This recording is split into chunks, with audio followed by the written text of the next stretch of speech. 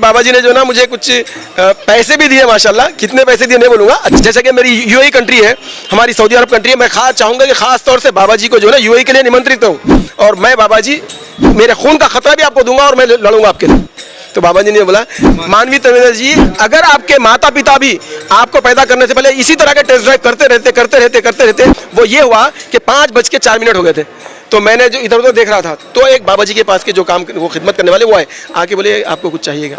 तो मैंने बोला कि जी हाँ, मुझे नमाज़ पढ़नी है, 5:04 हो गए, ऑलरेडी टाइम हो गया। तो फिर वो उठे। पेशे से एक एडवोकेट हूँ, एक लेक्चरर हूँ, और मैं सोशल एक्टिविस्ट हूँ, और उसके अलावा और भी दूसरी चीज़ें हैं। यहाँ पर वो बोलना उतना ज़रूरी नहीं है, लेकिन ये बोलना ज़रूरी है कि बाबा प्रेमानंद जी जब बात करते हैं तो लाखों नहीं करोड़ों लोग और करोड़ों लोगों के दिल और दिमाग पर उनकी बातें असर करती हैं।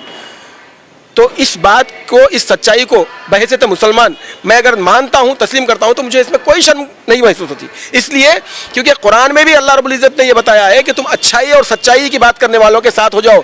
इसका मैं चैलेंज करके हिंदुस्तान के सारे उलमा इकराम, न सिर्फ सारे हिंदुस्तान के बल्कि दुनिया भर के सारे उलमा इकराम को मैं चैलेंज करके बोलता हूँ, अगर मैं ये कुरान की आयत बोल रहा हूँ और अगर ये गलत है तो आप मेरी इस्लाह करना। आपकी जूतियां सिर पर उठा के मैं। प्रेमानंद जी से मुलाकात हुई आपकी? बिल्कुल। तो प्रेमानंद जी के बारे में जो कुरान में बोला गया है कि अल्लाह रब्बुल इज़्ज़त ने फरमाया कि कुनु मअस सादिकीन, तुम सच्चों के साथ हो जाओ। तो मुझे ईश्वर ने मुझे बोला कि मेरे बंदे, मेरा एक बंदा है हिंदुस्तान में, प्रेमानंद जी, जो अच्छाई और भलाई की बात करते हैं, इंसानियत की बात करें, उनके खिलाफ जो साजिशें हो रही हैं, तुमको भी चाहिए कि तुम उसके ताल्लुक से डिफेंड करो और जाके बताओ कि प्रेमानंद जी ने जो बात बोली है वो कितनी सही है। और ये बात मैं फिर एक बार बोल रहा हूँ, दुनिया के 200 करोड़ के मुसलमानों को ये बात समझनी चाहिए कि प्रेमानंद जी ने जो बात बोली है ऐन कुरान की वाणी है, धार्मिक पुस्तकों की वाणी है। न सिर्फ ये बल्कि सनातन धर्म में भी जो धार्मिक किताबें। तो जब मैं बाबा जी के से मिलने की इच्छा मेरे मन में हुई, तो तब मैं निकला तो कुछ मुश्किलें आई रास्ते में, लेकिन मेरे दिल में कहीं ना कहीं ये बात का यकीन था कि मुझे भगवान ने, परमेश्वर ने, रब्बुल आलमीन ने, मालिक ने मुझे बाबा जी से मिलने के लिए जो जिस राह पर लगाया है, इसमें जो भी कठिनाइयाँ आएंगी वो उसी को स्वयं वो परमेश्वर परमात्मा ही उसे हल करेगा।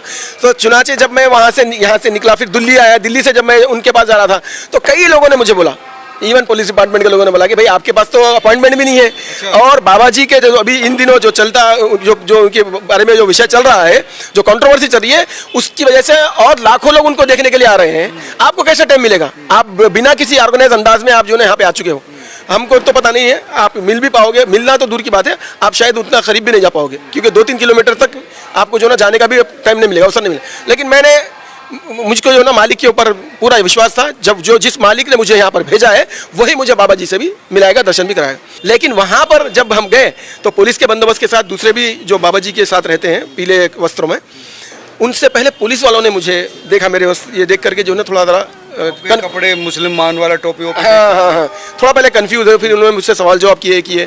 तो मैंने भी बिल्कुल इत्मीनान से इसलिए उनको जवाब देना मेरी जिम्मेदारी समझा ताकि उनको कोई गलतफहमी ना हो जाए। फिर उसके बाद जो है ना कुछ एक लोग आए, आकर के जो है ना मेरे साथ फोटो लेने की कोशिश की, तो पुलिस वालों ने हटाया उनको। तो मैंने बोला कि नहीं, उन लोगों ने बोला नहीं, तो देखिए बाबा जी के बारे में इन्होंने क्या बोला है। फिर जब वो लोग देखे तो मुझे बोला कि थोड़े बैठ जाइए आप। फिर बैठने के बाद कुछ 10-15 मिनट क्या डिस्कस किया पता नहीं, लेकिन तुरंत ही उसके बाद आप ताजुब करेंगे, बाबा जी के पास से 4-5 जो है ना, जो बाबा जी के साथ होते हैं वो लोग आए। और इतने रेस्पेक्टफुल्ली, इतनी इज्जत और इतने प्यार से उन्होंने आकर के मुझे कान में बोला, फिर हाथ जोड़ के बोला आप चलिए हमारे साथ। फिर वो रात का सिलसिला शुरू हुआ। देखिए कि बाबा जी ने मुझे देखा, उनके साथ के लोगों को फिर उन्होंने मुझे एक शॉल दी, वो शॉल उन्होंने आके वो लोगों ने पिनाई, और लोगों की जो चीखें पुकारें थी, मैं बस ये बोल सकता हूँ कि वो एक ख्वाब वाला मंजर था माशाल्लाह। फिर उन्होंने मुझे भी दुआएं दी, फिर मुझे बताया कि मैं मिलूंगा आपसे, बस चले गए बस वो। अब उसके बाद जैसे बाबा जी गए, कई लोग आए, मुझे वो जो फूल वगैरह थे उन्होंने बोला कि वो दीजिए, ये मुझे हाथ से मिल रहे हैं, ये लोग फोटो ले रहे हैं। वो दो माताएं मेरे साथ बैठी थी, बहुत बड़ी उम्र की थी। मैंने बाबा जी को बोला कि ये भी बहुत इच्छुक है आपसे मिलने, तो उन्होंने बोला कि उनसे भी मिलेंगे। उसके बाद ये हुआ कि वो लोगों को भी रात के 4 बजे के बाद 5 बजे और एक अहम बात ये भी बोलना है, ये बात भी देख लीजिए, जो मुसलमानों के वर्ग में, तबके में जो हिंदू बरादरी के अगेंस्ट जहर उगलते हैं, हमारे देश में दोनों भी समुदाय में कुछ ऐसे भी लोग हैं जिनको बोल सकते हैं समाज की गंदगी। लेकिन यहाँ पर मैं ये अच्छा ही बताना मेरी जिम्मेदारी इसलिए समझता हूँ क्योंकि अगर मैं इस बात को छुपाऊंगा तो ये मुनाफिकत होगी, और अल्लाह रब्बुल इज़्ज़त लानत भेजता मुनाफिक हो।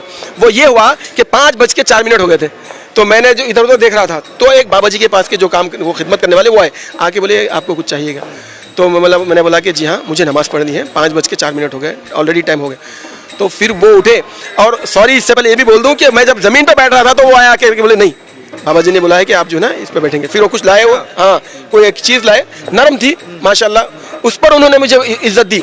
तो ये इज्जत जो है ये बाबा जी के एक अखलाक और किरदार और कैरेक्टर का बहुत बड़ा नमूना है।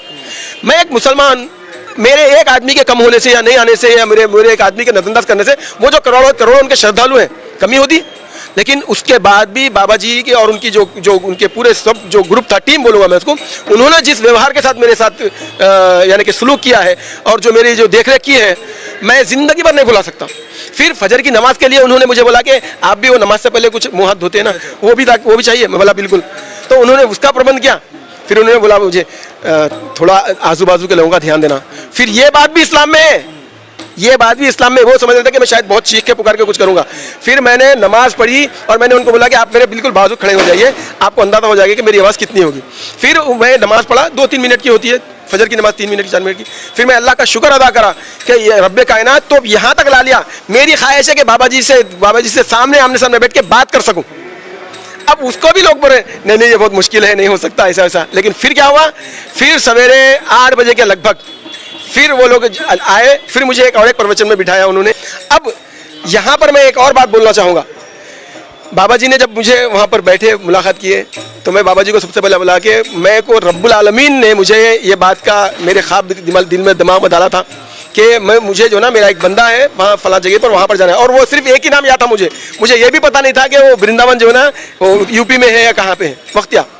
तो मैं रब्बुल आलमीन ने बोला कि मेरा बंदा जो है हक के लिए और दुनिया की अच्छाई और भलाई के लिए लड़ रहा है, तुम जा करके जो है ना तुम उनके लिए भी बात करना, लड़ना है तुमको। और मैं बाबा जी जब तक आप हक पे रहेंगे, मेरी सारी ज़िंदगी में जो है ना आपके लिए, आपके हक पे खड़े रहने पर मेरे खून का खतरा भी आपको दूंगा और मैं लड़ूंगा आपके लिए।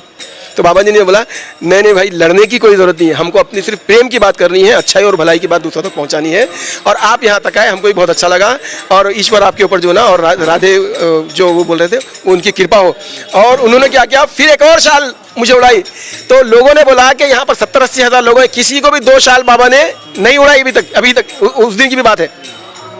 तो मेरे ये सौभाग्य थे। उसके बाद फिर बाबा जी ने जो ना मुझे कुछ पैसे भी दिए, माशाल्लाह। कितने पैसे दिए नहीं बोलूँगा, अच्छे खासे पैसे दिए।